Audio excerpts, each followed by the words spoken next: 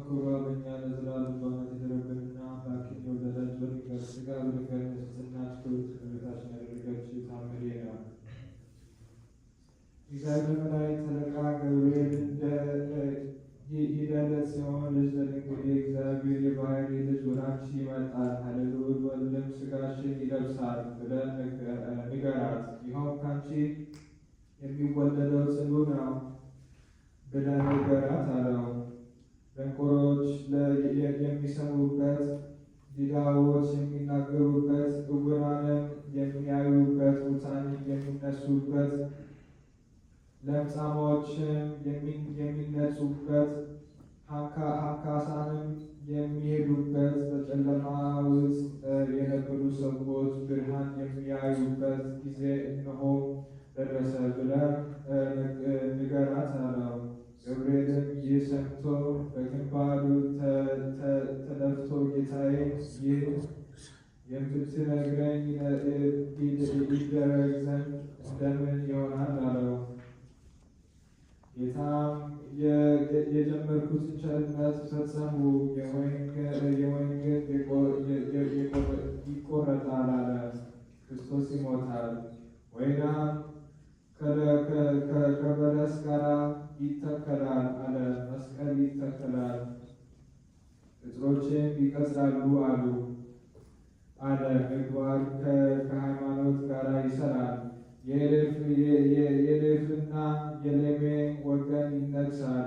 ገብርኤል ሆይ ለዳዊት ልጅ እግዚአብሔር ከአንቺ ጋር አለና ደስ ይበልሽ በላት አለው። ለዘላለም ነግሶ የሚኖረውን እነሆ ትጸንሻለሽ። መልአኩ ገብርኤልም ይህን ሰምቶ ሰገደ። ልብሱንም በላዩ ይዞ በመስቀል ቀኝ ይወርድ ዘንድ ወደደ። ጌታም መግባትና መውጣትን በፍቅር በአንድነት ይሁን አለው። ዘካርያስን ረግመ አንደበቱ እንዳሰርህ እርሷን አታሳዝናት፣ ደስ አሰኛት እንጂ አለው።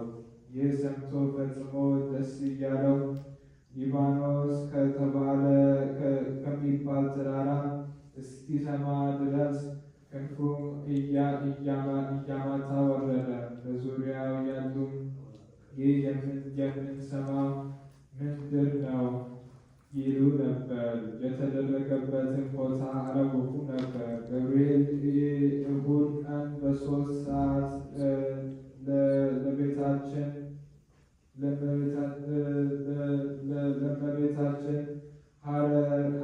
ሐርና ወርቅ እያስማማች ስትፈትል እየሰገደና እጅ እየነሳ ነገራት። የእውነተኛ ንጉሥ እናት እመቤታችን ለአንቺ ፍቅር አንድነት ይገባል አላት። አንቺ ከሴቶች ተለይተሽ ልዑል ክብርት ነሽ አላት። አምላክን የወለደች በድንጋሌ ሥጋ በድንጋሌ ነፍስ የጸናች ክብርት እመቤታችን የመልአኩ የገብርኤልን ቃል ሰምታ እንዲህ ያለ ሰላምታ እንደምን ይቀበለዋል እንጂ አለው። መልአኩም ማርያም ሆይ መንፈስ ቅዱስ ያድርብሻል፣ ኃይለ ልዑል ወልድም ሥጋሽን ይለብሳልና አይዞሽ አትፍሪ አላት። ይህም ከአንቺ የሚወለደው ጽኑ ከሃሊ ነው። ስሙም ወገኖቹም ከኃጢአታቸው ፍዳ ፈጽሞ የሚያድናቸው ኢየሱስ ይባላል። እመቤታችን የሁሉ ጌታ ገረዱ እነሆ አለሁ እንደ ቃል ይሆንልኝ አላቸው። ያን መልአክ ከእርሷ ሄደ፣ ተሰወራት። አካላዊ ቃልን በማኅፀኗ ውስጥ አደረ። በዚያችም ሰዓት የፊቷ